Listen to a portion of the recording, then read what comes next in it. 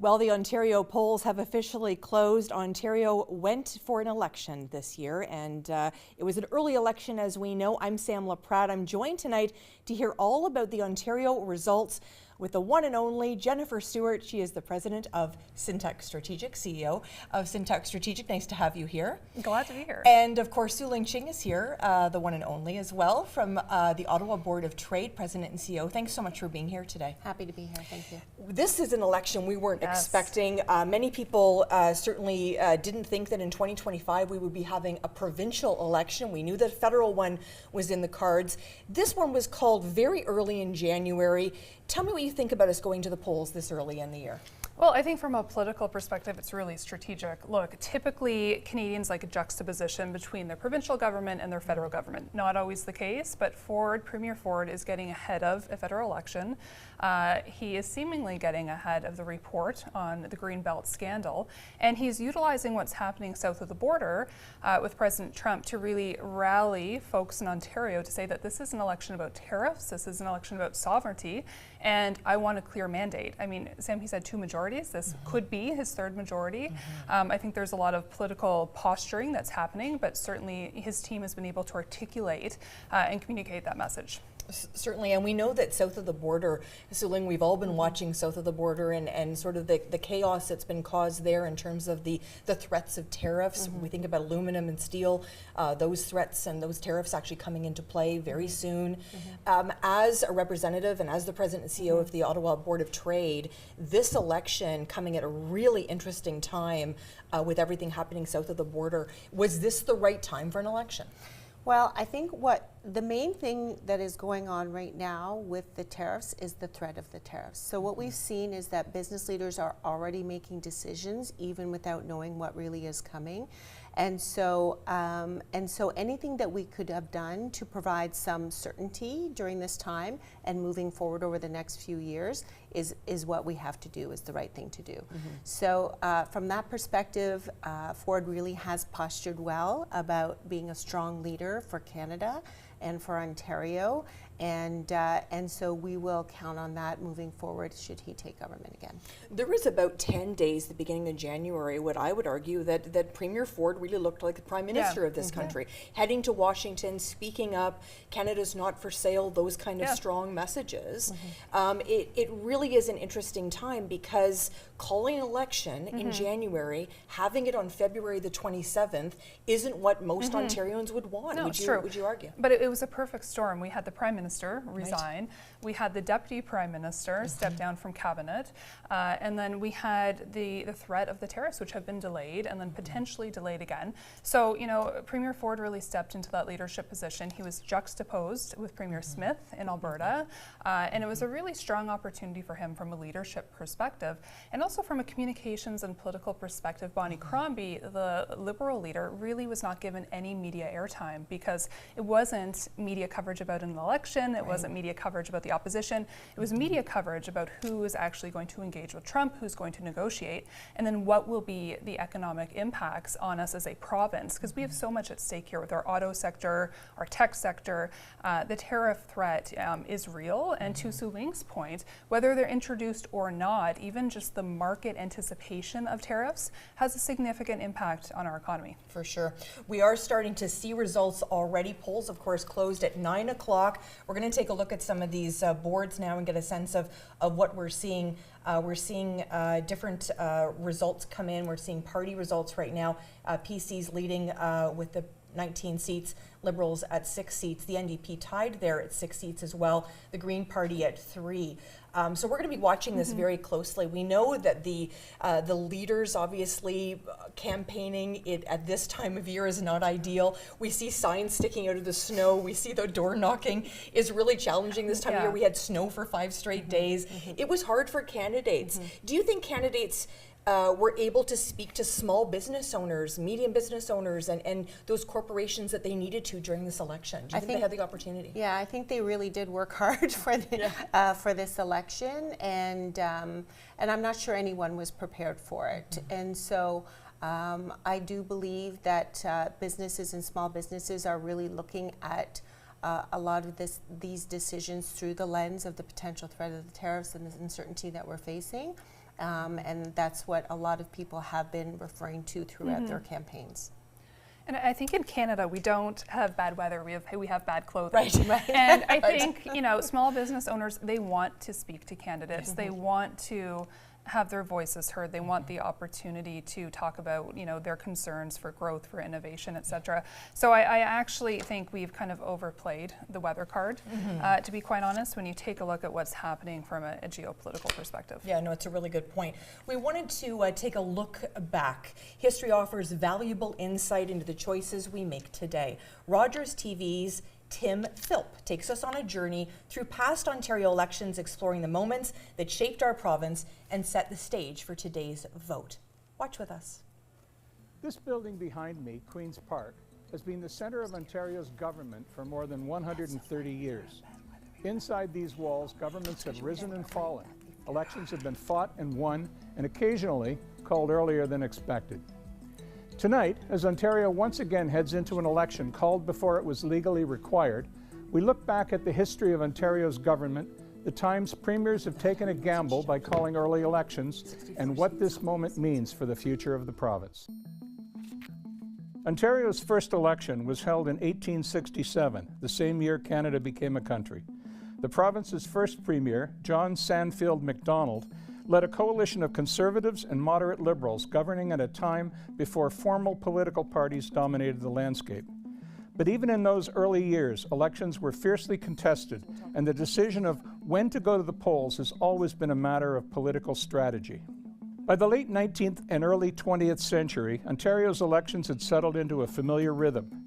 Governments typically serve full terms before going back to the people for a fresh mandate. But as political parties became more organized, leaders began to realize that the timing of an election could be a powerful tool, one that could secure power for years or bring it to a sudden end. One of the first Ontario premiers to successfully use early elections as a political strategy was Mitchell Hepburn. Elected in 1934, Hepburn led the Liberals to a commanding victory during the depths of the Great Depression. 3 years later, he decided to call an early election. Why? Because his party was riding high in the polls, and the opposition was in complete disarray. It was a calculated move, and it worked. He won another majority. But not every early election is called for the same reason. In 1967, John Robarts, the progressive conservative premier, called an election a year early, not to gain a bigger majority, but to secure his legacy before retirement. His government had introduced major education reforms and infrastructure projects, and he wanted to go out on a high note. The result? Another PC majority. Sometimes, though, an early election can backfire. Perhaps the most famous case in Ontario's history was in 1990, when Premier David Peterson made what turned out to be a fatal miscalculation. Peterson had led the Ontario Liberals to a landslide victory in 1987, forming a majority government after working with the NDP in a confidence and supply agreement. But in 1990, just 3 years into his mandate, he saw an opportunity. The polls showed his party was still popular and an election wasn't required for another year. So he rolled the dice. He called an early election, confident Ontarians would give him another term. Instead, voters punished him for what they saw as political opportunism. The Liberals lost badly, and in a stunning upset, Bob Rae's NDP took power. The 1990 election reshaped Ontario's political landscape. The NDP, which had never formed a government in the province, suddenly found itself in charge during a global recession. Meanwhile, Peterson was forced to watch from the sidelines as his gamble cost him everything. The next decade saw even more political upheaval. After the NDP struggled with Ontario's economic downturn, voters turned to the Progressive Conservatives and Mike Harris in 1995. His government, focused on tax cuts and spending reductions, faced heated opposition but managed to win re-election in 1999. Unlike some of his predecessors, Harris waited the full 4 years before calling his second election. And that's the difference. Sometimes early elections work, and sometimes they don't. It all depends on timing, public sentiment, and the issues of the day. And that brings us to today. Doug Ford has now joined the ranks of premiers who have decided not to wait until the legally required date. His government is facing economic uncertainty with proposed U.S. tariffs threatening Ontario's manufacturing sector. By calling an early election, Ford is seeking a fresh mandate to tackle these challenges head-on. But will voters reward him for taking action, or will they see it as an unnecessary gamble? All of these political decisions, successful or not, have played out here at Queen's Park. This building has been the heart of Ontario's government since 1893, standing as a symbol of democracy in action. It has witnessed political triumphs and devastating defeats. It has seen majority governments and minority coalitions, economic booms and recessions, stability and upheaval. And tonight, it witnesses another chapter in Ontario's democratic story. As Ontarians cast their votes, they aren't just deciding who will lead the province for the next 4 years. They are shaping Ontario's future, just as generations of voters have done before them. Will Premier Ford's decision to call an early election prove to be a masterstroke or a mistake? That's up to the voters to decide. For now, back to you in the studio.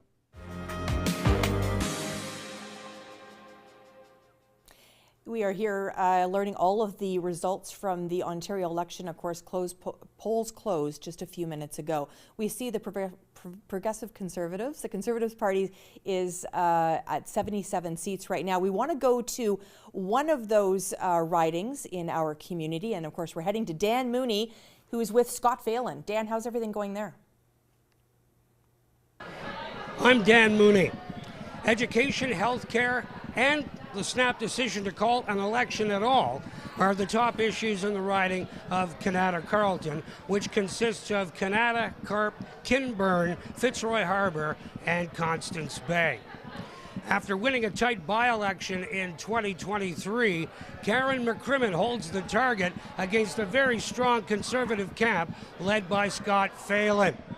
Candidates from Ontario branches of the NDP, the Green Party, the New Blue Party, and the Ontario Party are also represented on the ballot in this constituency. All energies point to a very tight race between McCrimmon and Phelan, and we're told that any confirmation of a winner in this campaign probably won't happen until the later stages of the evening. Thank you so much for joining us here on Rogers TV. We are covering the Ontario election. We know the polls closed at 9 o'clock. I'm joined by Jennifer Stewart and Su Ling Ching. We're looking at all of the results coming in across the province right now. We know that the Doug Ford Conservatives are leading with 76 seats. This is not really a surprise, Jennifer. We saw in the polls that he was certainly leading. Yeah, he was leading. So he had 76 seats last time in 2022. He had gained that from 8 seats, or he'd gained by 8 seats since 2018. So I think by the looks of it, he's going to surpass his majority for the 3rd straight time, which is really, I think that's been done once before. It's really quite unheard of to have 3 majority provincial governments.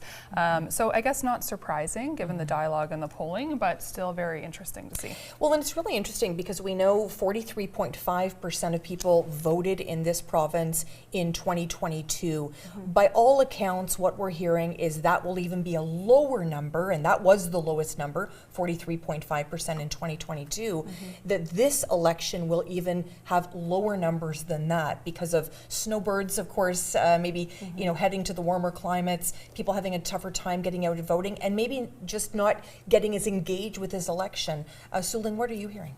Yes, same, and just the short time frame of, as you said, a snap election. And I'm wondering too if there was a sense of what change could be made in this election, and having a leader like Ford being so visible because of all of the things that we've gone through with the tariffs at the beginning of this year. So I wonder where the interest was there.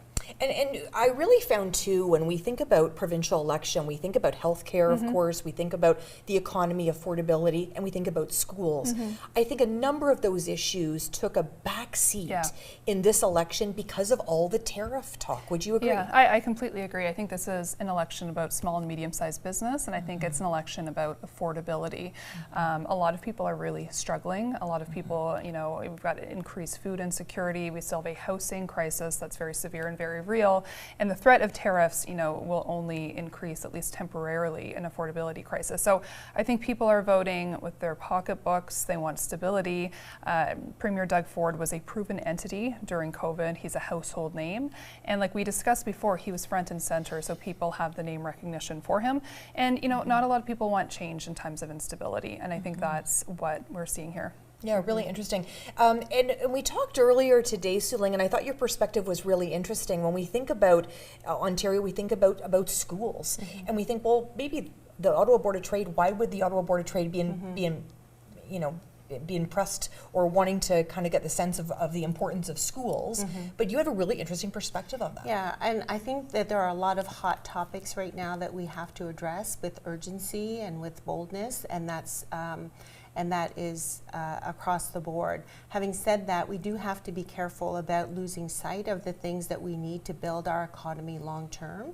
And so we will have to make sure that we're addressing those things at the same time, and education being a big part of that, as businesses continue to struggle with having the skilled labor that they need in order to make their businesses grow and our economy grow. That's something that we can't lose sight of. For sure. The other issue that I think is top of mind for so many, and that's housing. We know that there's a problem in this country, and not only just this province, but this country, and housing and having just a stretch in terms of affordable housing has been a real problem. Premier Ford tried to address this in many different ways. I don't know if he hit the mark in terms of producing enough housing during this time, so he really has to hit it this time. He's got to hit it. And look, the issue is very complicated. I'm not going to pretend to be an expert, but you need supply, and obviously we have demand.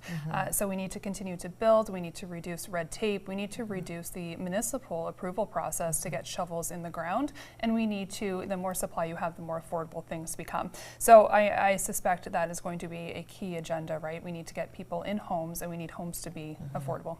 And I know this has been top of mind for the Ottawa Board of Trade, Su-Ling, and under your leadership, really focusing on that downtown core and bringing, and correct me if I'm wrong, 50,000 people into that downtown core to live. Right? And 50,000 new jobs. This is what our vision is. And Ford has demonstrated that he appreciates, over the last couple of years, Ottawa more as an economic driver in Ontario. And so we look forward to seeing those things play out and then continuing to grow that relationship. Because to Jen's point, I mean, we really have to count on the municipality in order to make the housing changes that we need, but the municipality cannot afford to do it without a fair formula from the province as well. We're seeing some of the results come in right now. We're seeing the incumbent John Fraser in Ottawa South. He has a decided win there, over 15,000 votes. Lucille Collard in Ottawa Vanier, Liberal candidate there. Chandra Pasma as well from the NDP. She's an incumbent. We're seeing George DeRoos, who's now a city councillor. He would be taking a new seat there. Stéphane Sarrazin with 14,443 votes.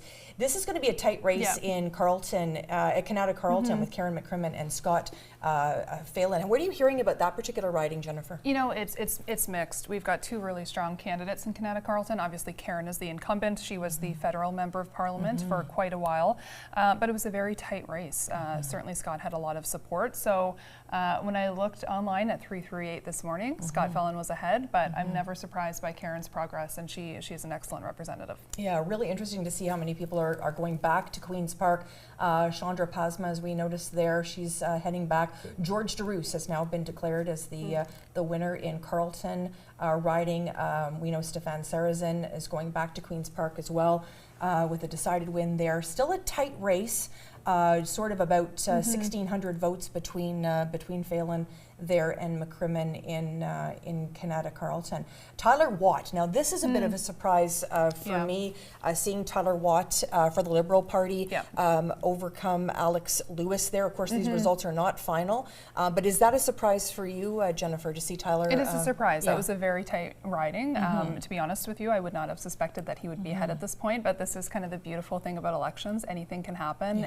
It's a door game. How many doors did he knock? How many meaningful interactions did he have with individuals? And then what was his get out the vote strategy as well? So clearly he had a well-run campaign and is seeing the results of that tonight. And really interesting, Tyler's a nurse, and he talked about being in healthcare and wanting to bring that sort of that focus to Queen's Park. We know Alex Lewis came into that running for the Progressive Conservatives in that race. because of course Lisa MacLeod Yes, decided yes. not to run again. Yeah. Lisa, of course, such a strong supporter of Barrhaven and Nepean over the years, and of course putting in the Barnesdale Yes. overpass. That interchange was a big part of her work. That interchange will be important to small businesses, Suling. Absolutely. So transportation, transit is one of the top issues for business, for our economic growth agenda, and for the residents of Ottawa as well. And so continuing to work with the province to ensure that they can support our municipality on what we need to build that infrastructure for our economic growth is important. Really interesting. Just to reiterate, John Fraser, of course, he was the interim Liberal leader for the Ontario Liberals for many, many years, and he's won that seat again in Ottawa South. Lucille Collard, she came in and did the debates with us as well, really focused on healthcare in her platform, for sure. Well, I think healthcare is something that everybody can relate to now. You know, whether you're going to the hospital for yourself or a loved one or your child, wait times, frankly, are not acceptable. And, you know, health is top of mind right now for many people. So I think, you know, if you can have that conversation and you can bring that conversation's focus to how do we enhance healthcare, access to healthcare, increase family doctors, a lot of people relate to that. I would argue just as much as affordability. We're seeing John Jordan for the PCs there in Lanark, Frontenac, Kingston, and once again, tight race there in Nepean, just about a 4,000, well, maybe sort of 3,000 differentiate there. Catherine McKenney, really interesting here. We know that she ran, of course, she was a city councillor for many years, ran against Mark Sutcliffe in the last election, and decided to sort of take her political life somewhere else, and now going to be representing Ottawa Centre at Queen's Park. It certainly looks that way, and look, they had an excellent campaign when they ran against Mayor Mark Sutcliffe. They've been intimately involved at City Hall and involved with an environmental group since. So I don't think that's a surprise to see that they're having such success in that riding, and I think they certainly have a lot of support within the community. Well, they know the community so well, so I think that was definitely, you know, a leg up, if you will, for that particular candidate. And Karen McCrimmon, so we're seeing updated results there, 15,176. Scott Phelan sitting at 12,901. So big gap that's there. That's a big gap, yeah. I would say there. if they haven't called that already, they'll call it soon. Yeah. But certainly, like I said before, Karen's a known entity. She was the federal representative for a long time. She did have, you know, a health scare and took a step back where Minister Jenna Sudds ran in to replace her. But, you know, I can say as a resident of Canada Carleton, she works very hard for her constituents. So I think that really is a case of, do the constituents know her? Do they trust her? And are they confident that she will work in their best interest? And I would say that's a yes, given that result. We're watching a number of the results come in now, and you know, they do trickle in, so we'll be following that very closely. But I think we can all agree, Suling, affordability was top of mind in this election. What are you hearing from the people, the great members of the Ottawa Board of Trade? Affordability for small businesses is really important as well. And Jen's right, healthcare is right up there as a top priority, but not just healthcare, healthy communities. So this whole idea of supporting our most vulnerable, specifically as it relates to support for substance abuse, which everyone is seeing in their communities and is very concerned about, and escalating without a clear solution.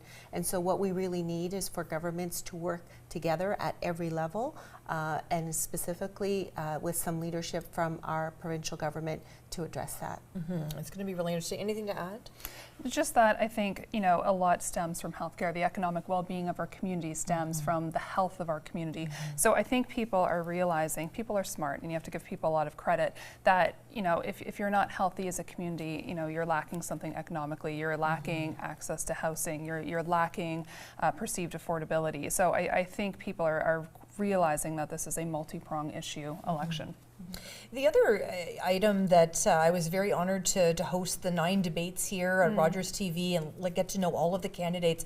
One of the questions that I asked a number of the different candidates was the impact of tourism on this city, and you know that so well, Suling, your work with Ottawa Tourism, and of course your work at the Ottawa Board of Trade. Talk to me about how important it is that Ottawa is treated fairly in terms of tourism dollars as well. It's critically important. It's important, as you know, the Mayor has launched a fairness campaign for Ottawa as it relates to infrastructure, and support, but also for tourism, because we do get treated differently here. And as the nation's capital, we are a huge draw, and it's very important to bring people here through the visitor economy so that they can feed the other parts of economic development, like bringing people here to study, bringing people here to visit, and maybe end up falling in love with our community and coming back, promoting it, or opening a business or investing here. So it's critically important. And the tourism piece as well, Jennifer, I don't know if there's been a time, COVID-19, I don't mean to go back 5 years, but it still feels like we're recovering from that. COVID-19, we saw the impact in this city when tourism went away. We need that support at the provincial level. We absolutely need that support, Sam, and that comes in many forms. It comes through events, it comes through funding. I think it comes through a sense of community. Again, I'm using that word because it was quite special when the Rideau Canal was open and we had Winterlude, and people were really excited to be part of the city. And so I think there's, again, a lot of roles that different leaders and innovators and governments can play, because there's not just one response. It's not one pocket of money for a singular event. It's creating a culture of visitation where people want to come here. There's sticky spots within our city. There's events that bind different people of different age levels and different interests. And I think that really is on us as a community as well to brainstorm and bring those ideas forward with allocated budgets so we can make them happen. And if we think of Ottawa as a place that we need to attract people to come and work and open businesses, research shows that if you build a city where you're going to attract visitors, you're building a city where people want to live. So that vitality wheel is exactly the same. We're just seeing the results in that Karen McCrimmon for Canada Carleton has been called for that particular riding. And you were saying not a surprise, she works very hard in that. But I do think Scott Phelan really did bring something to the table. He did. And to be honest, I was not sure how this would go. And Scott was incredibly hardworking. I ran into him at a number of events. And just from a purely anecdotal perspective, there were so many signs for Scott Phelan in the riding. So it's, it really, I said to a number of people, it was a race between two excellent candidates that are doing it for the right reasons. But, kudos to Karen. She worked very hard. And it's to attract candidates as well. We see a lot of people in the business community step up because they want to make a difference in their community. Scott Phelan, for instance, he was is a school board trustee and works in business. But we do see people thinking, this is the time I want to stand up and have my voice heard at Queen's Park. I give everybody credit who's going to put their name on a ballot, Suling. What about yourself? 100%. It's not an easy job, and in today's world in particular, it's very difficult with our communications and social media, and so we have to admire everyone for putting their name forward. At the same time, we as voters have to be very thoughtful of ensuring that we have qualified leaders, and we're creating a system where qualified leaders do want to put their name forward. We're seeing Merritt Stiles, of course, the leader of the NDP, has won her seat in Davenport, so she has won that seat handedly, and that's really not a surprise either. We know, of course, Doug Ford has won his seat as well in Etobicoke North. That's not a surprise, Jennifer. That would have been a big surprise tonight, but, would have been an upset. We knew that wasn't going to happen. And of course, we're seeing George DeRoos in Carleton handily win that as well, representing those rural areas. The rural issues are they're deep. different. They're different and they're deep, and so it's really interesting to see somebody run from a city council perspective and then sit at Queen's Park. It's going to be very interesting to see the things that he gets to accomplish there. Yeah, absolutely. I mean, Queen's Park needs to work hand in glove with City Council, so he will bring, George DeRoos will bring that expertise that he has got at the City Council table to Queen's Park, but certainly the issues are very different. And I think recently we saw Bruce Hudson in the paper in the Ottawa Citizen talking about the interprovincial trade barriers and the cost of his livestock going between borders. So there's a lot of very niche issues that aren't necessarily the same as they would be in urban areas, but need due attention and due advocacy. So that's really interesting. But to your point about how do we get people to run, I think we need to really reframe the narrative. Like, we need to stop caring about what's going to happen on social media, because that's inevitably going to happen. And we need to reframe it as discourse around the value of public service. What does that mean, and how do you contribute to your community? And I personally would like to see more conversations about that, because it truly is one of the most admirable acts of public service that an individual can do. It's it's unbelievable. I think it's incredible. And Jennifer brought up a really good point, Su Ling, and it's one that I'd love your take on as well, is the idea of the interprovincial sometimes barriers for farmers, for businesses. Talk to me a little bit about the discussions that have happened when these tariff threats have really come north and make a lot of people very, very nervous. Has there been talk about how to eliminate some of that? Well, even before Trump was in office, we had been talking about how we can elevate our own economic growth agenda across the country. And interprovincial trade barriers, it was one that we'd identified many years ago as a way to unlock our economy and be able to trade across our country more easily. In some cases, it's easier to trade, you know, in other countries than it is even across our own country. And so today it is more important than ever, and so we will be calling on our current government to make sure that they take a leadership role in getting it done urgently. Yeah, really interesting. We're seeing as well the results come in. Mike Schreiner from the Green Party, leader of the Green Party, has won his seat in Guelph. That's not a surprise either, so we're watching closely to see more of the local results come in. We've seen some a little bit of surprise tonight in Carleton, where we had Alex Lewis running against Tyler Watt. Looks like Tyler Watt has taken that particular Nepean riding, so that's an interesting one. It's really interesting because, I mean, Lisa MacLeod served for many years, you know, did a lot of good both at Queen's Park and in our community, and then really utilized her platform with, you know, the challenges that she had with mental health to be an advocate for increased dialogue and conversation. So it kind of seemed like the heir apparent would be the Conservative candidate, but it's really interesting to see the shift, and I don't think it's one that, you know, I certainly didn't predict it. And we know that Goldie Gamari was representing Carleton and became an independent, decided not to run again. So that left that seat open as well. We know George DeRusse has won that handily as well today. So it's going to be interesting to work with people maybe you've worked on in City Council, and now you'll be working with them at Queen's Park. Perspective, exactly. Yeah, and we look forward to it. Yeah, absolutely. It's really key there. We're seeing some other results come in here. Lanark, Frontenac, Kingston, and that is Mr. Jordan has won there. Tyler Watt, as we mentioned, 18,140 votes there.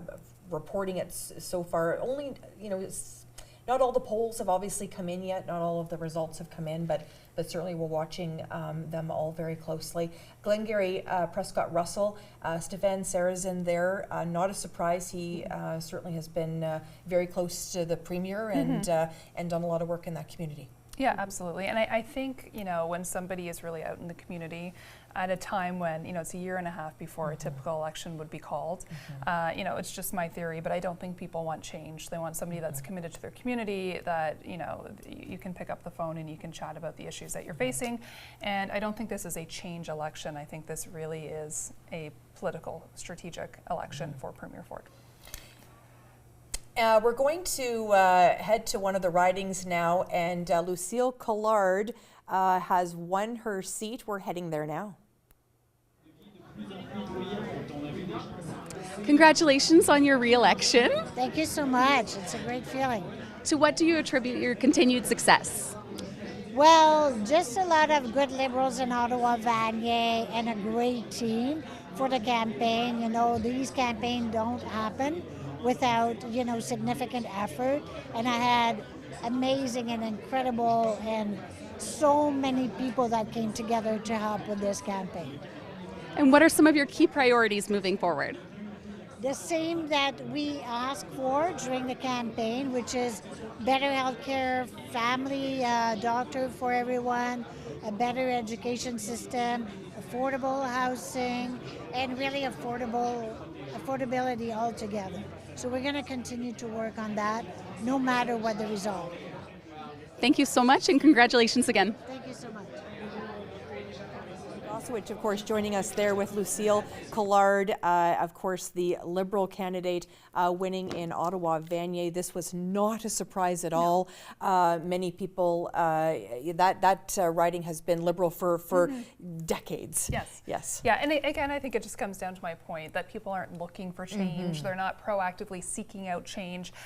People, I think, respect elected officials that put their head down, they work, they're focused on the issues, they're not focused on the glitz and glam of political life, and those individuals are rewarded by their voters. But it really comes down to that personal connection and knowing your community and understanding your community and that trust that you will continue to be that advocate. And I think Ottawa's quite unique because we often see seats that are held by opposing parties to government, and it comes down to that community element. And again, just my theory, but working hard and putting your head down and not taking yourself too seriously as a politician, but taking yourself very seriously as a steward of that community that you serve. Oh, beautifully said, beautifully said. Yesterday you had a very interesting morning, Su Ling, as many of your mornings start with the mayor at the mayor's breakfast. You had a very special guest there yesterday. So we were able to welcome to Ottawa the President and CEO of the Ontario Chamber of Commerce, Dan Tish, and was talking to us about the work that we've been doing, that he's been doing, and that we've been doing through our network to make sure that we are giving a very clear platform to the new government about what's required to make sure that Ottawa is a competitive environment. And so making sure that we're investing in infrastructure, that we're looking at affordability, that we're making it easy for businesses to compete here, and having a healthy community. Dare I mention three little letters, LRT, Oh gosh. and how important it was in this election. We know not only did Doug Ford and Bonnie Crombie speak about how they would help.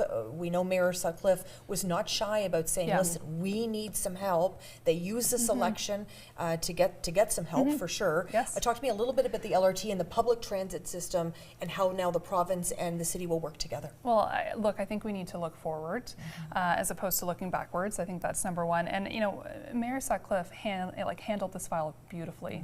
The fact that both Premier Doug Ford and the leader and Bonnie Crombie have said publicly that they are willing to upload the LRT to the province is a huge win for the city and a huge win for the longevity of the LRT and its future growth. So I think as a city, we should commend that leadership, and we should start looking forward in terms of how do we continue to improve the LRT and work with the province. But I don't think there could have been a more significant announcement for our transit system than what occurred in the city during this election. So kudos to both the levels of government. For sure, that got a lot of attention. Those two announcements, Su Ling, I think that's one of the things that stood out for me in this election is those two announcements did get some airwaves and certainly some headlines. Yeah, it certainly did culminate the whole conversation, but I want to echo Jen's comments that the mayor really does have to be commended for starting this fairness campaign as early as I think last summer, because it's something that has been going on for a long time, and he will carry that, of course, through to the federal election as well. So, and we have seen a significant shift in the attention that Ottawa is getting from Ontario, including with the funds that we got last spring and the money that we just recognized for downtown. And I think that that will continue to grow. We have to stay on top of it for sure. And public transit, you know, is just so crucial here in the capital, because I think about what we spoke about a few minutes ago, tourism, bringing conventions here, having people come to the convention, stay 2 days on this side and 2 days on this side. We want to make that very flexible for people. We want it to be easy for people, and we want people to get from point A to point B fairly seamlessly. And I would say we're getting there. The new lines have been tested, they're functioning, they're working. Have there been hiccups? Yes. But there's hiccups with any new project. So I think, you know, we're getting there. We need to have a strong, reliable transit system as we support our local community and aim to attract visitors as well. And, you know, this announcement, I don't think we can underscore just how important that is in ensuring that that system, A, gets built, and B, is affordably built, and then C, is reliable, because there will be the resources to put towards it. Yeah. What do you think families waking up tomorrow, seeing that Premier Ford is back for another term? How do you think families will sort of move forward with that in your mind, Sue? Yeah, just to echo what Jen has been saying all night is that people are, I think, looking for some stability. They're looking for the person they know. And we have been able in Ottawa to build a strong relationship with that administration, so we will continue to build on that. And it's been important for Ottawa what they have announced around the LRT and other funding models, the New Deal. They'll build on the New Deal. He said that as well. But what we have to understand too is what Ottawa offers to Ontario. And so we really do have his interests in mind. I'm going to go live right now to Tyler Watt. I believe Glenna Gosowicz is with him now. We're heading there now. Hard work, perseverance, and just really caring about this community. This is my second time around, and we came so close last time. I knew I had to do this again. And you know, this is my message to people: never give up, stay true to yourself, and if you work hard enough, you meet enough people and connect with them. That's what I do as a nurse. That's what I've done at the door. You can be successful. So this means the absolute world to me, and I will not take this responsibility lightly. As you take office, what are your key priorities going to be? Nepean, number one. It's, well, as I've been saying this whole election, it's making sure that we are paid attention to finally by this government, right? I was born and raised in Barrhaven, and it has grown exponentially over the last few decades, and it's about time we got our fair share when it comes to access to healthcare, our education system, reducing class sizes, road infrastructure. All of that's going to be my number one priority. And you know, no matter who voted for me or did not vote for me, my door is always going to be open because I'm here to represent every single person that's riding at Queen's Park. Okay, so I watched you watching the results come in. Are you surprised by any of it? Of course, yeah. I mean, it's an honor, you know. I was optimistic going into tonight, but to actually see it come to fruition is beyond, yeah. And looking outside this riding, are you surprised by any of the results as well? I need to take a minute to actually look at what's going on. My eyes have been focused on Nepean today, but you know, I'm so honored to be a part of the Ontario Liberal Party, going to Queen's Park and adding another Ottawa seat in there for us. Well, congratulations on flipping this one. Thank you so much. I'm Sam LaPrade. We're here with Jennifer Stewart and Su-Ling Ching watching all the results. We just saw Tyler Watt. We lost a nurse, but we gained a member at Queen's Park, I think, with the Liberal Party. We did. And you know what? I love this because politics is a game of grit. And Tyler clearly had grit. You know, he ran, he lost, he picked himself up, he ran again, and clearly he worked very, very hard, you know, to get your name out there, particularly when the incumbent is so well respected as Lisa MacLeod. To get your name out there, you know, that shows a lot of work ethic, and it shows a lot of grit, and it shows a lot of hustle. And those are three really strong tenets of a really good politician. And I think the message when he was here doing the debate, he talked a lot about being a nurse, healthcare being a priority. Healthcare is a priority for each and every one of us. And I think about it from your perspective, the Ottawa Board of Trade, you want to have great hospitals. You want to have all of that which attracts people to this beautiful city. Absolutely. Healthcare, education, those are the things that people look for when they look to open a business, to invest in a city, to live in a city. But also just the idea that we have healthy workers, healthy families that are productive, that are, you know, part of our community, critically important. And it's something, as we know over these last 5 years, that everyone understands the connection between health and the economy is completely intertwined, and so that we need to be really proactive in making sure that we have the best of what we have. And we have a great foundation here in Ottawa for healthcare, like global institutions, and so to take it to that next level is really important.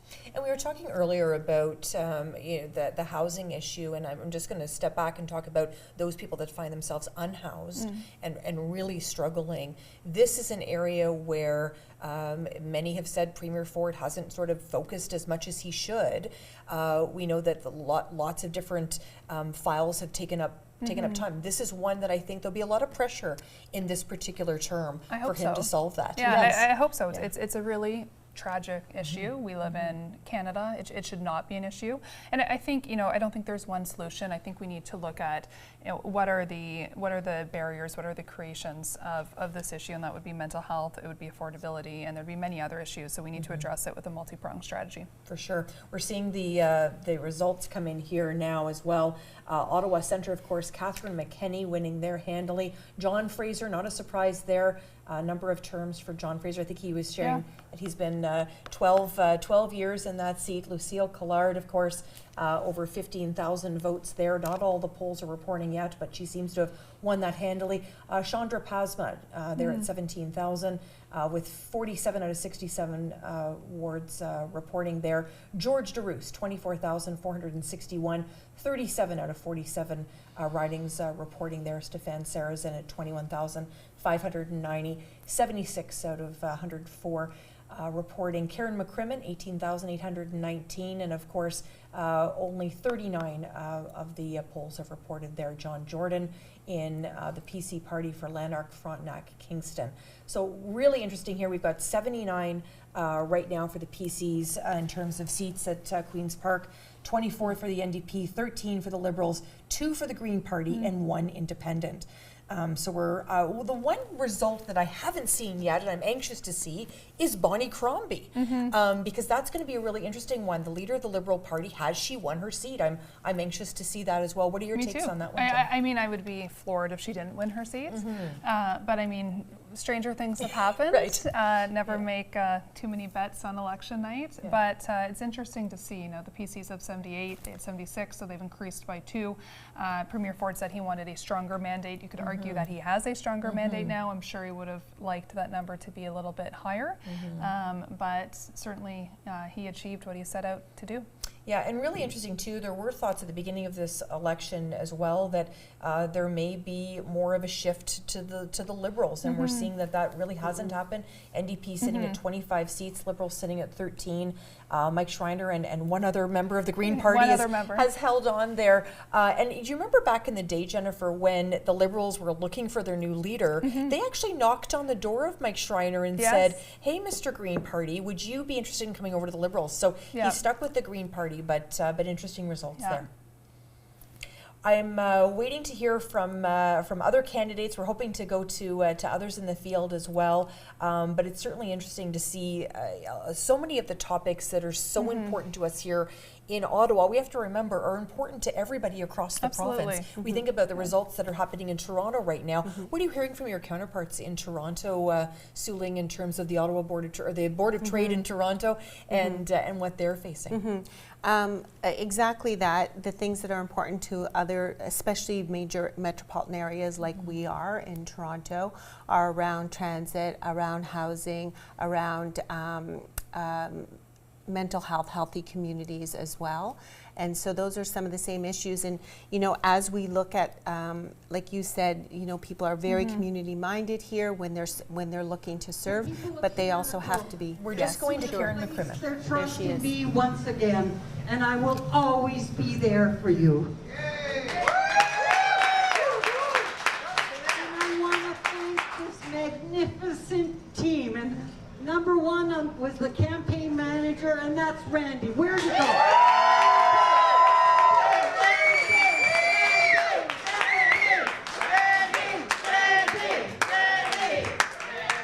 We wouldn't have been able to do it without this amazing team. And look, I know Randy, you know, already introduced some of them too, but the twins or the sisters, whatever, yes, thank you, and Sharif and Phil and Drew and Rhonda and, well, Heather and Gina and Alec.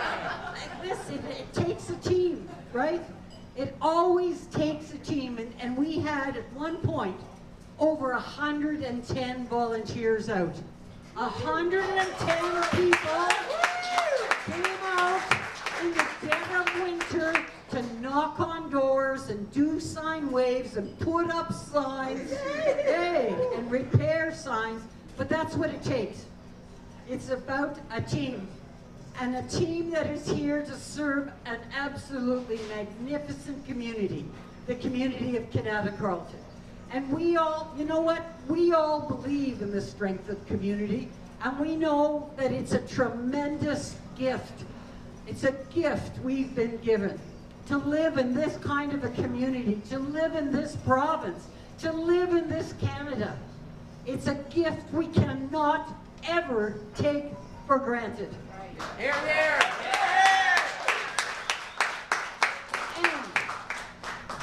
there are going to be tough days ahead. There's no doubt about it, there will be tough days ahead.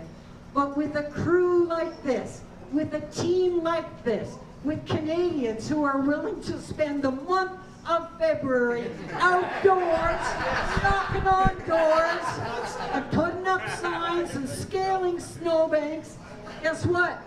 We're going to be just fine. So, And it sounds like they were all dressed nice and warm, the team for Karen McCrimmon. Karen, of course, giving her acceptance speech there in Canada Carleton. So it's a great speech and really talked about team. No one does it alone. Nobody does it alone, and I was really pleased to see her talk about her team, because a politician is only as strong as their ground game, and that really, it's made up of loyal volunteers who are spending their weekends, their weeknights, sometimes their working day, because they believe in that candidate or they believe in that party. So I thought she was very well informed to acknowledge her team, and I also like, the pride in country that she spoke about. I think that's a very timely message and a very important message, and at a time when things can seem somewhat hopeless, her message was really hopeful, and I thought that was very, very smart of her. And if anyone knows about team, it's you, Suling. You've got a great team around you, and I would argue that all of the members of the Ottawa Board of Trade are your team as well. You're all on Team Ottawa. Talk to me a little bit about that. Yeah, we're very fortunate, and just in the same way that our members of our business community work together in order to get the job done, including our internal team, our volunteers and members. Those are that's the same approach that we are expecting from the people who are elected tonight. Is despite party, we really have to come together and make sure that we have a Team Ottawa approach as it relates to what is best for our economy overall. Absolutely. We're seeing the results come in. Not a lot of surprises here tonight. I think the biggest surprise we're seeing is probably Tyler Watt in Nepean. We're seeing the results come in from Mississauga East Cooksville. Bonnie Crombie is actually the incumbent. She is not leading right now. No, so that's an interest. Let's pause there for a second. Jennifer, that's a surprise. It's a big surprise. I mean, it's close. There's 1,000 votes, and I don't believe those polls were closed, so it would have to go back. But definitely a surprise, and I think that's a risk when you're running as leader and you're also running to keep your riding. Like I said many times this evening, it's a ground game, and if you're focused on the issues on a provincial, on a national, and in this case, an international level, you can lose some of that momentum within your actual community, and that's a potential danger zone if you don't have that community completely locked in. From a support perspective. I didn't note how many polls had reported, but certainly those were early results, but we're going to follow that really closely. All of our friends in Orleans are probably wondering what's happening in Orleans. The polls there close at 11 o'clock tonight, so we're going to be waiting on those results. We may not get to those tonight, but we know Stephen Blais, the incumbent there for the Liberal Party. Bit of a bulldog. He gets stuff done for his community, but it's going to be interesting to see how that one plays out. It'll be, I think Stephen will likely be successful, but he is. I mean, he's a loud voice at Queen's Park. Certainly, he's a member of the Liberal Party, and they have not fared as well as some may have predicted. So from a party perspective, it's nice to see some familiar faces going back to Queen's Park, potentially in Stephen Blais and Karen McCrimmon, so that they can continue to focus on the regrowth of the party. But it's very difficult to grow support for a party when you're dealing with, Premier Ford doing an international trip to Washington, having discussions about tariffs, having to talk about issues that, frankly, impact our sovereignty as a nation and our economic well-being. So, it was probably a very negative time for the Liberal Party to have any growth whatsoever during this election. And I think, Suling, I was thinking about from a business perspective that, we were talking about Canada Carleton riding, that riding so important in terms of the tech hub, if you will, the support of the provincial government to move technology forward. I know you've done lots of announcements out there, and you've been present for all of that. We're hoping, of course, the Ford government, that's been given quite a mandate tonight, will come forward with that again. Yeah, and I think that the strength of our tech sector here in Ottawa is viewed as an asset in that administration, and so we will continue, I think, to see support and maybe even increase support there. And so, yeah, so happy to have her there. Mm-hmm. And you've done a lot of work in the tech sector as well, and you've supported a lot of businesses there. That community was, you think about that, 30 years ago, there was nothing happening there. You know, and it really was Sir Terry Matthews that kind of, put down his stake and had that community grow. And then the evolution of the Canada North Business Association has been quite something to watch. But certainly it's really important to protect our tech sector now, to protect our workers and our economy with, the influx of artificial intelligence. Because I know, you've talked about this at the Board of Trade. We've got to keep our talent here in Canada, and it needs to be competitive. We're losing a lot of talent to the US right now.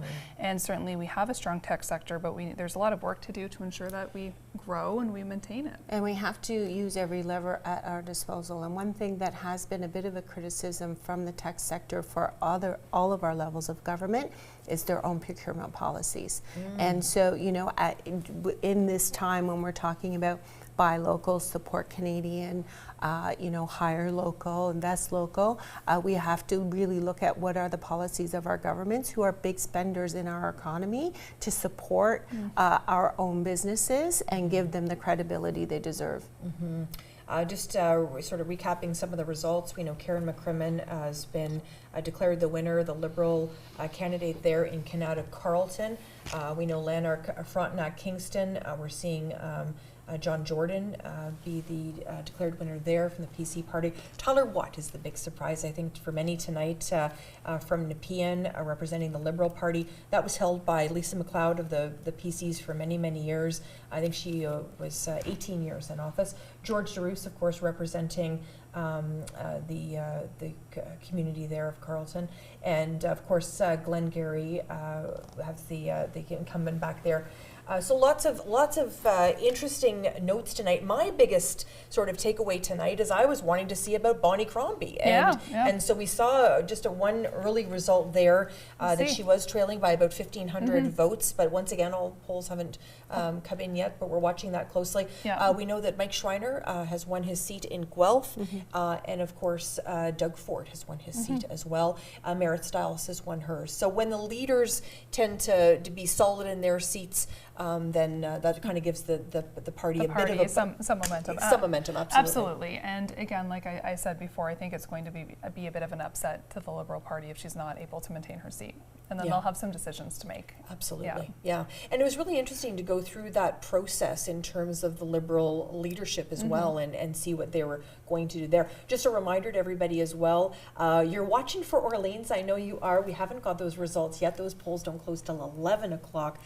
So we'll be getting those hopefully as soon as we can. We may be off the air here at Rogers TV, but you'll be finding those out as well when you wake up tomorrow morning. Lots of interesting sort of note tonight of the people that ran. We saw, I did the debates last week here for Rogers TV, and I loved it. There was a doctor with triplets that ran. There was a teacher that ran, a nurse that ran. And all of that to me signaled that people in Ontario said, you know what, even though I'm a doctor, a nurse, a teacher, I want to serve this province. And it is, I think it's incredible that they do that. I think it's incredible too, and I think we have to remember, I don't think people quite understand or grasp the time commitment and the mental and the physical load of deciding to run. So I think we have to commend everybody that ran in this race. And I think we also need to, study it a bit as a society. How do we get more people that have experience in sectors where we need attention from a government regulatory perspective to run? How do we attract those individuals? Whether it's more information sessions, more education, more shadowing with elected officials. Because for a lot of people, there's a bit of mystery around what does a campaign look like? What is the time commitment? What is this world once you enter politics, either as a candidate or the successful candidate? So I think we've got a lot of work to do, because it's definitely a career shrouded in a lot of mystery and speculation, and I think we could attract a lot more candidates if we talk more openly about the process itself. For sure, and I think a career that's also has a lot of mystery behind it, and you work really hard, is a small business owner, right? So we want to cut some of that red tape for the small business owner here in Ontario. Yeah, it's critically important. I mean, SMEs are the backbone of our economy. They're the backbone of the innovation in our communities. And so they have been facing a tremendous amount of barriers over the last few years, and we still have not done everything that we can do to continue to support them and unlock their potential. And what we don't want to see is a reduction in people choosing to become entrepreneurs, you know, because it seems like too surmountable a thing to do. So I think, and to your point, Jenna, about, you know, we see it. So go ahead. Yeah, we're going to we're waiting to go to one of the ridings here, I believe, Ottawa Centre. We're getting ready to see Catherine McKenney. Congratulations. So what do you attribute the results tonight? Well, here in Ottawa Centre, you know, when I was at the doors, people were looking for ideas and a platform that was bold, that was, you know, not doing the same thing over and over and expecting different results, where we would actually invest in our transit system. We would actually invest in, you know, things like rent control and affordable housing. And I think we saw the results tonight. Yeah. Okay, were there any results that you saw tonight that surprised you? I don't think yet. I have, you know, I've not been able to take them all in. I think that the majority that Ford got was probably less than he had hoped for. And I think people understood. They were, you know, they were skeptical as to the real reason why he called this election in the middle of winter. So, yeah. Well, thank you so much and congratulations again. Thank you very much. Take care.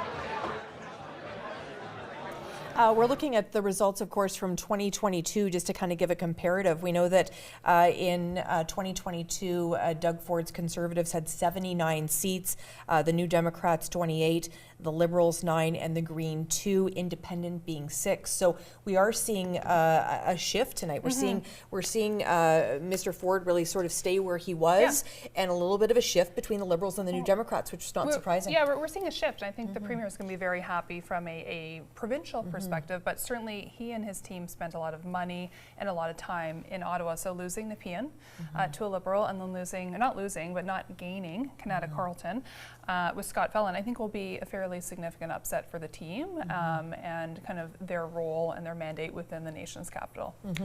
What you communicate all the time with Ottawa Board of Trade members. It's going to be interesting to sort of see tomorrow. We're all going to wake up to another mandate from the Ford government.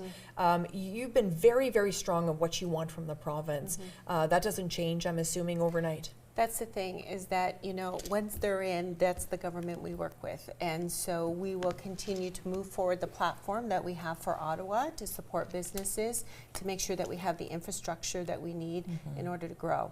We're seeing the overall results here for the province. Doug Ford's Conservatives with 78 seats. The NDP, Merritt Stiles, leader there, NDP's 26 seats. And of course, Bonnie Crombie's Liberals sitting at 14. The Green Party, Mike Schreiner, he's got a buddy going to Queen's Park with him. Green Party sitting at 2, and Independent sitting at 1.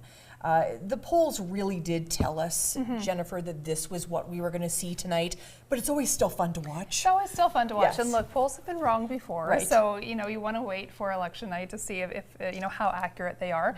But really, you know, no surprises tonight. Some kind of micro surprises in Ottawa that we just discussed, but overall, kind of business as usual. So you know, Premier Ford will come out tomorrow. He'll say he has his 3rd consecutive majority mandate, and he's looking forward to continuing to engage with the U.S. He's looking forward to protecting Ontario jobs and being a voice of reason to President Trump south of the border. So certainly, you know, those speaking notes aren't going to be novel, but he'll be ready to dust those off either this evening or tomorrow morning. And it's tariffs, tariffs, tariffs. That's going to be certainly a word that's going to be top of mind for many of the members of the Ottawa Board of Trade. Yes, tariffs, tariffs, tariffs, and we have to continue to negotiate as well as possible with the U.S. administration. At the same time, we really need to be focused on how do we strengthen our own economy, how do we support our own businesses, making sure that those businesses that are specifically going to be quickly affected are being supported so that we can keep them going. that will be the main thing moving forward. It kind of reminds me of 5 years ago. It feels like that. When we were, support Yes. local, shop local, be Yes. local, and support local artists. It's exactly that. So remember, we didn't have production of PPE in Ontario, so therefore we rushed production and we made sure that domestically we had a secure supply chain. We need, regardless of the outcome of the tariffs, we need to take this opportunity and we need to harness it, and we need to look at all of the barriers that can be removed to support business and economic productivity and innovation in Ontario and in Canada. And that's interprovincial trade, it's taxation, it's red tape, it's procurement, it's a number of issues, but they're not insurmountable. And it will be a huge opportunity that we miss as a province and as a nation if we don't take this opportunity to look inward. Yeah, and it is the perfect time. It's almost in a way the perfect storm that makes us look inward, and that's what happened 5 years ago. That's what happened 5 years ago, but we did not take advantage of everything that we could have 5 years ago. And so there's a renewed urgency and a renewed expectation that we do it this time. And I would say too is that what we want to see is that during the last crisis, there was a renewed commitment to working closely with members of the business community to solve these problems, and we need to have that same approach coming from the government as well. But I think what we need, and certainly you do this and you embody this, we need less talking points. We need less bulleted talking points. We need tangible legislative or regulatory action so that we can support business. And that's what we need to do as a community. And I think that's why people really liked, with the exception of Alberta, the provinces coming together and the premiers putting aside their partisan affiliations and working towards the common good. So we need to get away from the talking points, the key messages, the call for collaboration, and we need to look from a very tangible perspective. What are the top 6 barriers that we need to address, and what's the pathway to address those? And we need to hold politicians accountable to address those. 100%, and I think in many ways, as Canadians, we tend to be a bit shy about what we have to offer. It's time to be bullish. And it's time to be bullish. It's time to say, Mm-hmm. listen, these are the resources, this is the talent, this is what we have to offer in this Yeah. country. And now is not the time to sit back on our laurels. We need to get engaged. We need every single person to stand up and say, no, we want things to be different in this province.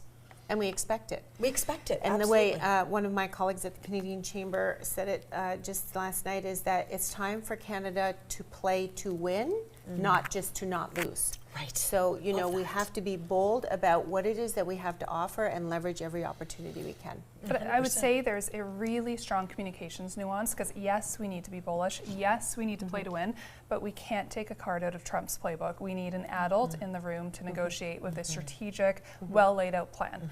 And that's a very specific nuance that I think will highly influence the next federal election. Do we have an adult in the room with a plan that is not using political tactics that have not worked well in the past? We're just hearing that, if you can believe it, Bonnie Crombie, the leader of the Ontario Liberals, has lost her seat. This is a very big upset tonight.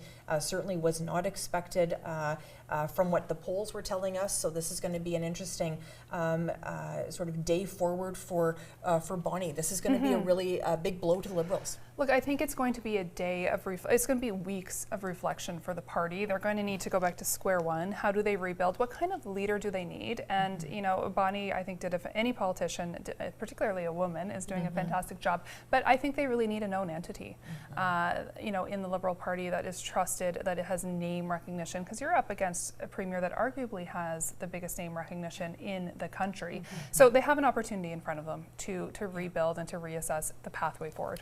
And I think, we know that Hazel McCallion was the mayor of Mississauga for many years. I had the honor of meeting her, and we know that her family came out and didn't support Bonnie, and that was a big blow to her. We're going to look at the results here now. Sylvia Gualtieri is the winner there, 16,534. Bonnie Crombie sitting at 15,000. It is still very tight, but this has been called by other news outlets that Bonnie Crombie is indeed lost that seat in Mississauga East Cooksville. So we're going to be watching that one very closely. Just to recap as well, across the province, 78 seats, so one less for the PCs than in 2022, 26 seats for the NDP, 14 for the Liberals, 2 for Mike Schreiner and the Green Party, 1 sitting as an independent. This will be a very, very interesting tomorrow for Yes. Bonnie. What does Bonnie do now?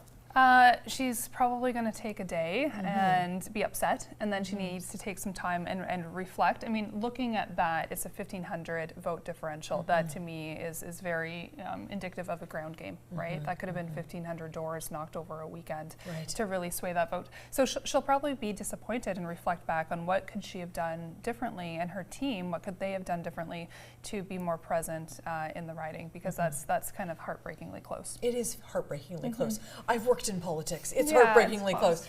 I want to go back to and just talk about, was this election, was this the right time to call it? But also with the really going back to the fact that there was a lot of people that felt that they didn't have the opportunity to vote. We heard from people with disabilities that said this was a really difficult election to get out to and vote. So this was something that was challenging for many people. Yeah, and I think certainly from an accessibility perspective, there's probably some lessons learned from a mail-in ballot perspective. It was a very quickly called election. So certainly there's lessons learned, but I think regardless of the election, we always have conversations about, is this needed? Do we need to spend 189 million on an election? Certainly this is a year and a half in advance as to when it should have been scheduled. But again, I look at it from a political perspective and a communications perspective. He framed this around being able to negotiate with Trump, and I think a lot of Canadians and Ontarians rather will be able to. That will be a palpable perspective and argument. For sure. It's going to be interesting to see when Premier Ford visits Ottawa again. I was lucky to be in the room. I know you were there, Su-Ling, and I'm confident you were there as well, Jennifer. You brought Premier Ford last summer to the Capitol, and that was a really interesting room. There was like 500 or 600 people in that room, 600 people in that room, and he really engaged with that business community. That was quite a day.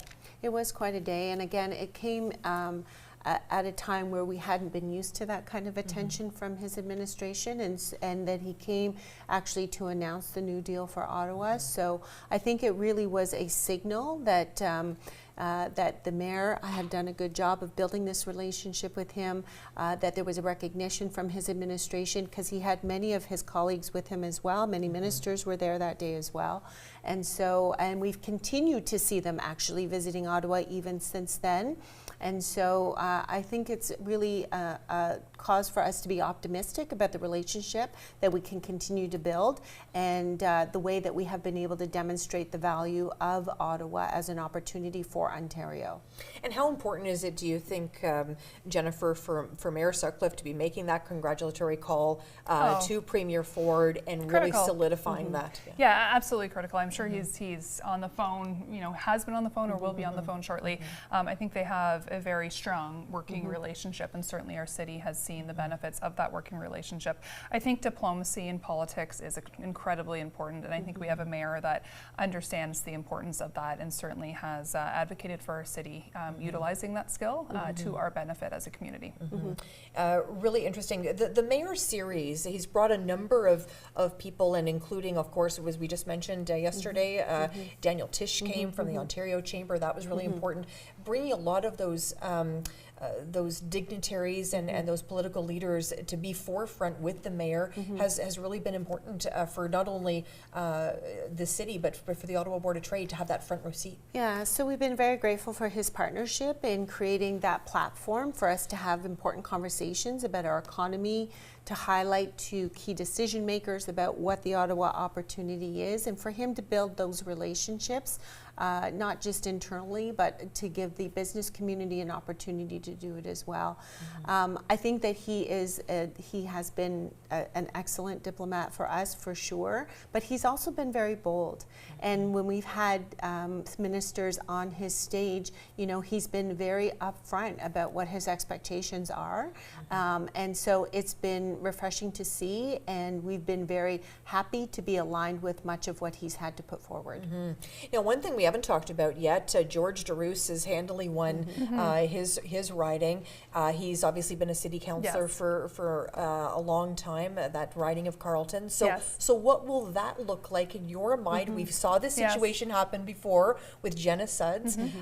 Talk to me a little bit about any predictions on your end, what they'll do with that seat. You know what, I don't know what they'll do with that seat from a council perspective. I'm not sure they'll need to have somebody, either fill it in an interim basis or have a by-election. But I think it's interesting because a lot of politicians are politicians in their blood, whether that's municipal, provincial, or federal. So I don't think we should be surprised when we see anybody kind of jump that barrier between the three levels.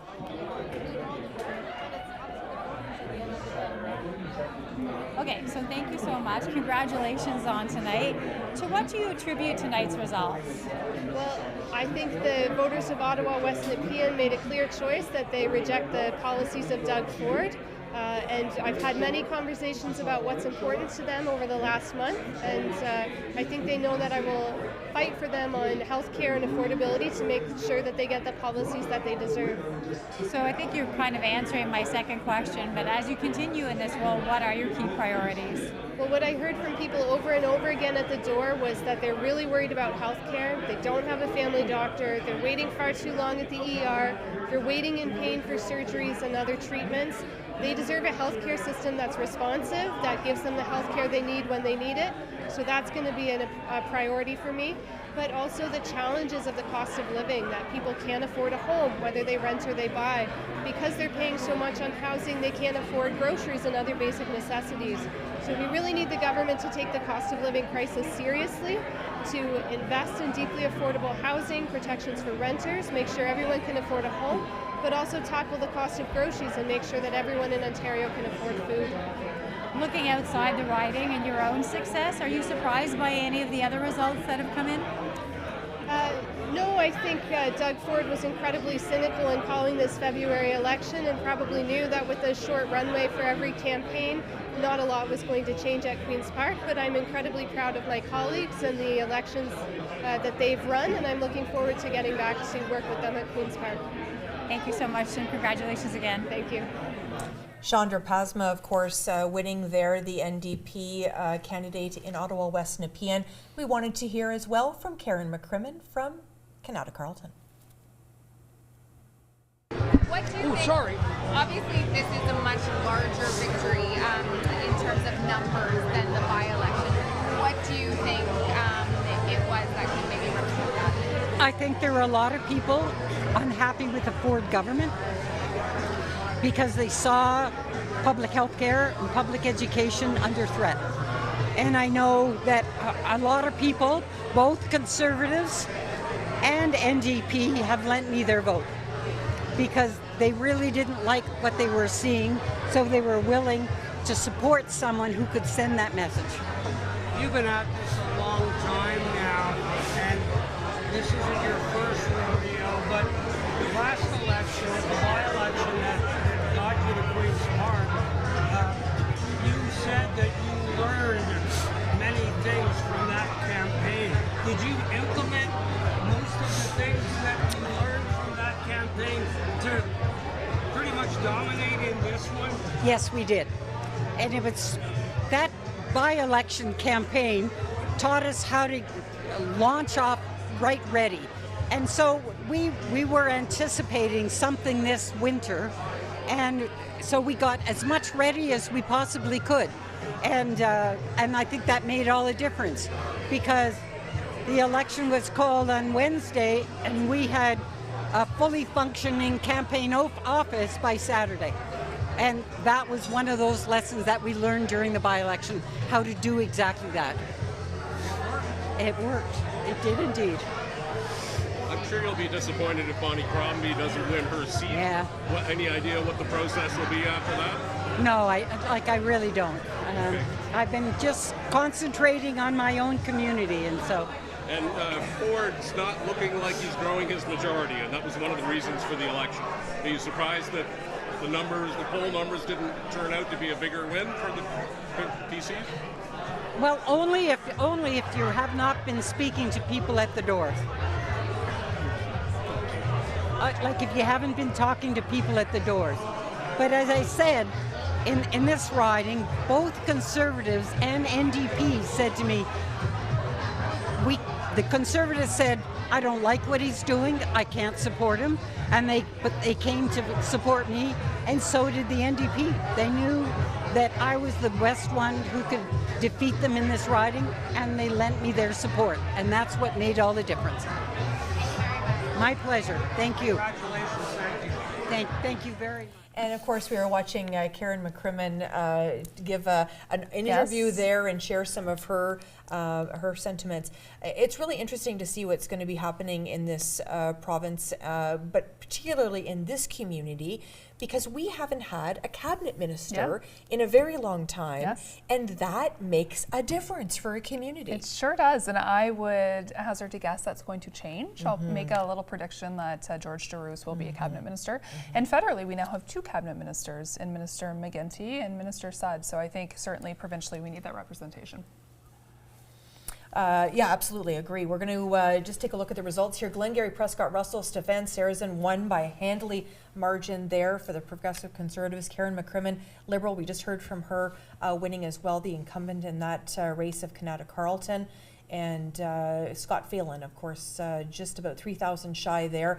Lanark, Frontenac, Kingston, John Jordan winning there, 19,882 votes in. Not all the polls, of course, reporting.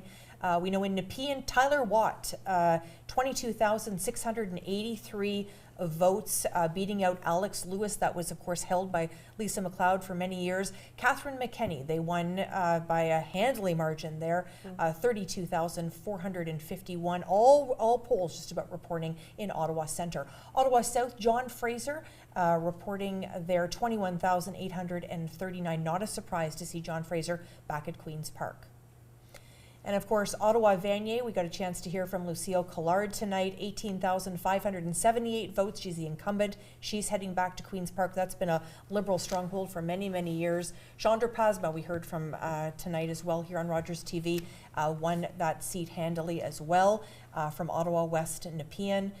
Really interesting there. George DeRoos, you were making a prediction, maybe a cabinet minister in the future for Carleton. 26,077 votes there, winning over Brandon Bay, the Liberal candidate. And of course, Glengarry, Prescott Russell, back with Stefan Sarrazin, winning handily there. It has been quite a night. Yes. A couple of the takeaways, of course, tonight is we're still watching very closely to see what's happened with the Liberal leadership race. Right now, Bonnie Crombie is certainly not the winner in her ward, in her riding, so that's going to be interesting to watch that. Lots of local results tonight.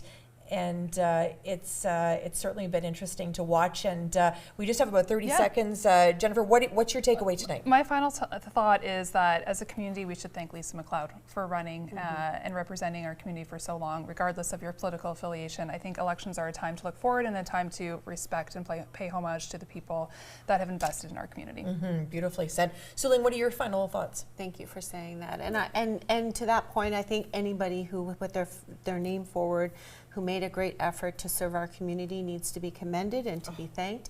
And to those who are actually going to form our government, we look forward from the business community to working alongside them for our collective goals. What an honor to be with you two tonight, and we appreciate it very much. And thank you as well to our reporters in the field. We want you to stay with Rogers. We're going to take off, but we want you to stay here because those results from Orleans will be coming in after 11 o'clock. You continue to watch here on Rogers and get all of those results. I'm Sam Laprade, and so happy to be hosting tonight alongside the wonderful Jennifer Stewart and the wonderful Suling Ching. Thanks for watching Rogers TV.